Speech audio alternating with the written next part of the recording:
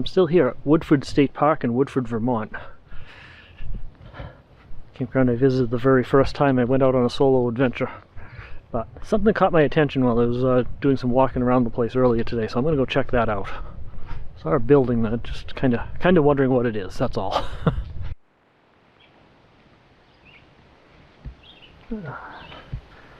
Okay, so I'm guessing that's a pumping station or something.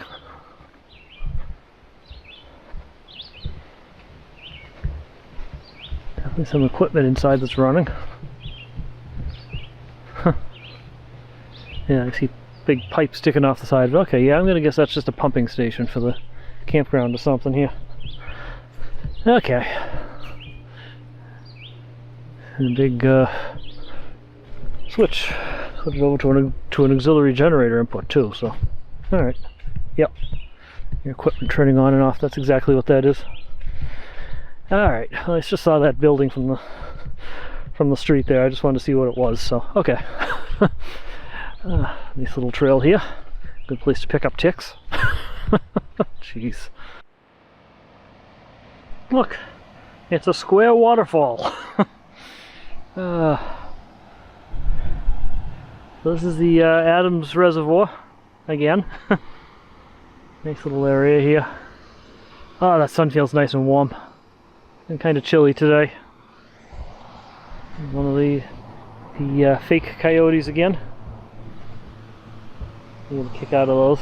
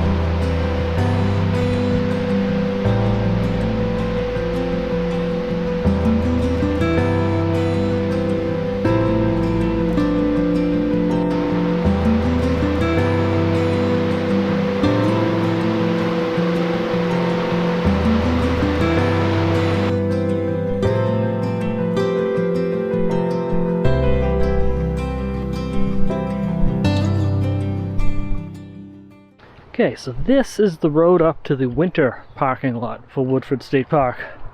I need to come over here and check this area out. This is actually on the other side of Route 9 from the campground itself. So you can come up here and park. And I think it's mainly used by snowmobiles though. Yeah, Route 9's a little noisy. I think this area is mainly used by snowmobiles. I think I'd come up here and take a peek around, see what the area looks like. Some sort of a trail over here or something by the looks of it, I'm not sure. What is this? There's no snowmobiles. Interesting, but then it says stay on trail. Oh, okay. No snowmobiles there, but there's a snowmobile trail here. Haha. Okay. No wheeled vehicles there, no snowmobiles here.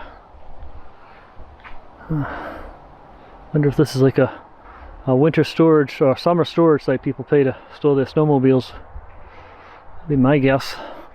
5 mile per hour, zero tolerance. Wow, that's slow moving snowmobiles in this area, but okay. Makes sense though. People around here. Alright, let's see what's up in this parking area here. Yeah, vast trail access. Yep, that's the Vermont's snowmobile group. That's exactly what this area is. It's for snowmobile access. They even have that on their parking diagram. No, so no overnight camping here. Yeah, bummer. A good place to park my van and just stay here for the night for free. But not allowed. Yep, that's definitely part of the snowmobile trail system. Way too overgrown to hike into it. Okay. Motorized vehicles other than snowmobiles are prohibited. Snowmobiles allowed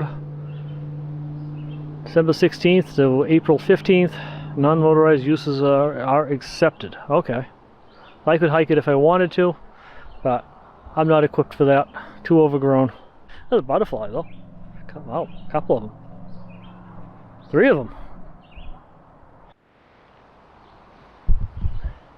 Seems to be a butterfly party going on over here. What's so exciting right there? Yep. Seems I have disturbed them. Okay, so now that we have experienced the excitement of the winter parking lot for Woodford State Park, let's work our way back to the main park again and see what else we're going to do to keep ourselves amused here today. Yeah, a lot of the hiking trail is just so overgrown, and I don't feel like dressing up in the big tick-proof setup there with the pants and socks tucked under the pant legs, or tucked over the pant legs and everything else, so I just don't feel like doing that. So most of the trails are a little too overgrown for my liking right now. So we're going to work our way back to the campground. Probably not a problem when in winter use, but I do have some puddles to deal with over here. Looks like you can walk through the area without too much trouble.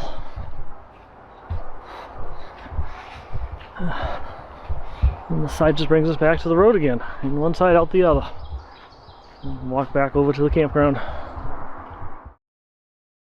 I got a little bit of walking in, nothing too much, but anyway, so for tonight for dinner, we're going to make sweet and sour chicken. I've done this versions of this recipe before, but I think I've gotten it down to the way I like it now. So we're going to start off with some green pepper here. We don't need a lot of it, just need a piece of it. And we're only making a serving for 1 here, so that wind is feeling a little chilly. Alright, get the seeds off of it. Don't need those. Then, I don't know, maybe make a little bit more here. Yeah, that should do it. Put this back in the bag.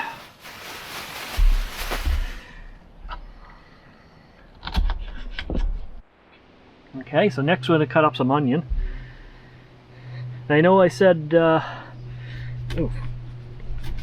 we go. I know I said in an earlier video that I didn't like onions, but that was in reference to raw onion in salad and things like that. I don't mind the onion so much when it's cooked into a meal though. I like it in spaghetti sauces and onion rings and things like that. I don't mind those so much. I just don't like them raw.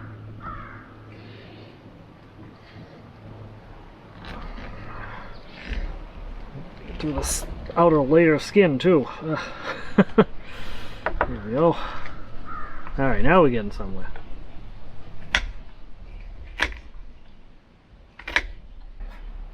Now again, I don't really have a formal recipe I'm following here. I'm just playing it by ear here, so if you want to follow this recipe, just use your best judgment on how much of the food to put into it.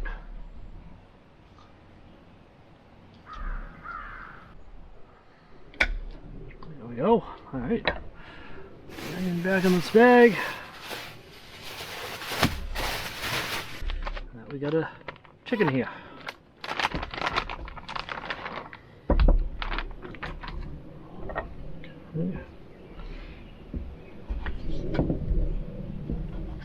Cut this down into smaller pieces. I think that's all the cutting we have to do. And it's cooking from there. My brother bought these knives here for Christmas.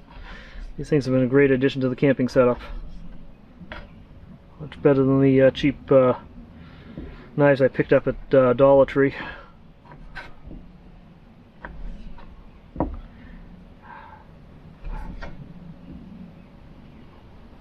Alright. Okay, we got chicken. So we got peppers, onions, and chicken. Oops. In the pan, not at it.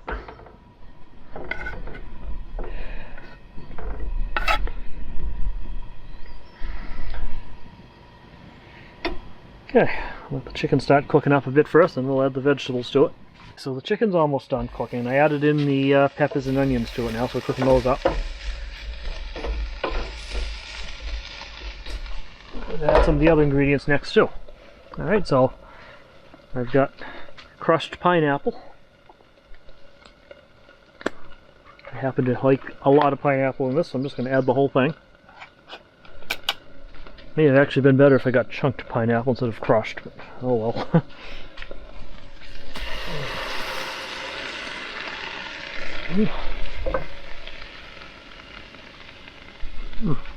Good. Yeah, chunk would have been better. So we got some dark brown sugar. It's really going to add the sweet into the sweet and sour. Now you can put more or less of the brown sugar into taste. I happen to like the thing pretty sweet. Oh boy, this is already hard as a rock here.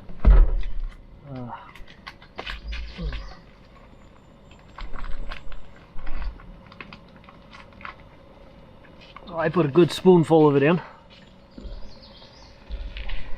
Okay, I'm going to add some soy sauce. I just put some in till it looks good. Again, this is one of these things just use your best judgment for. I just put it in. I don't measure it.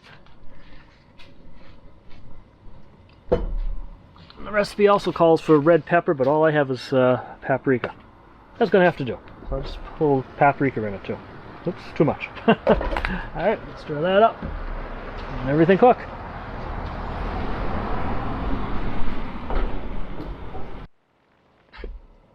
Alright, so for the rice I'm just using instant rice. Just the easy cheap method. So for this you mix up half a cup of water and bring it to a boil. And once it's boiling there, you shut the heat off, pour the rice in. Away you go. Okay, so the rice is in there now, getting softened up. This part is done. So as soon as the rice is ready, we can serve it out into the dish. Okay, here comes the rice. A little watery. Alright, just mixed in a little too much water to it. Oh well.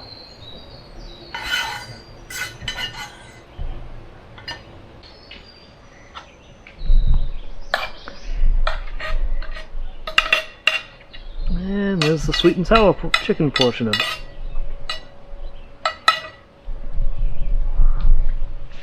Okay, looks a little smushy because I used the wrong pineapple. The real question is, how does it taste? Also to go with it, some grape soda. One of my cups that I've added into the collection here.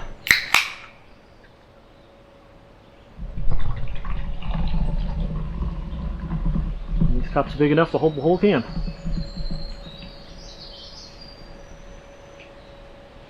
Go. Alright, let's see how this tastes.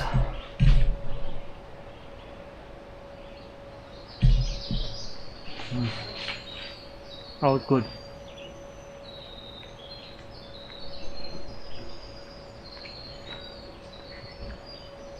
So good even the bugs want it. Alright. So I have this recipe up on my website, lonewanderingwolf.com.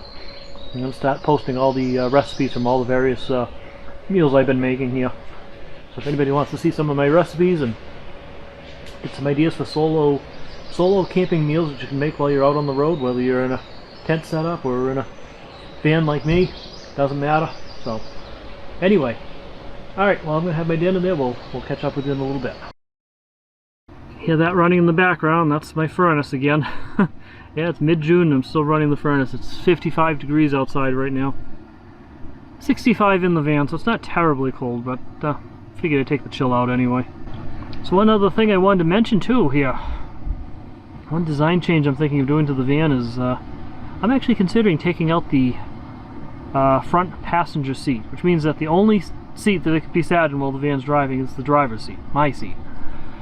I rarely ever bring anybody in the van. I mean, the last time any passenger has been in this van is when I first got the van. Before I did the build out in it, I had to move a snowmobile, a snowblower from my house up to my uncle's house to clear his yard out. And my dad came along to help do some work up there too. So that was the only time I've ever had a passenger in this van. since I've done the build out, it's never had a passenger.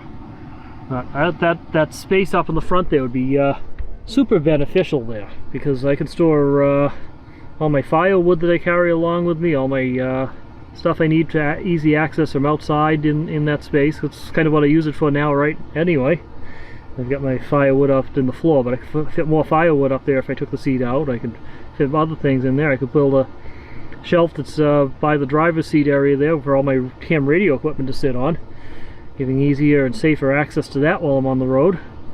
I can have some cabinets from the inside of the van that I can, inside this space here, the living space here, that I can access from behind there and have more storage capacity. I mean, I don't have the extended van, I have the regular length van, so having that extra storage space would be pretty amazing, actually. So, love to hear what you guys think about this idea. I think I should take that seat out or not. I'd love to hear some opinions on that one. So I'm debating it. I haven't decided what I'm going to do yet, so it's going to be a while before I do anything.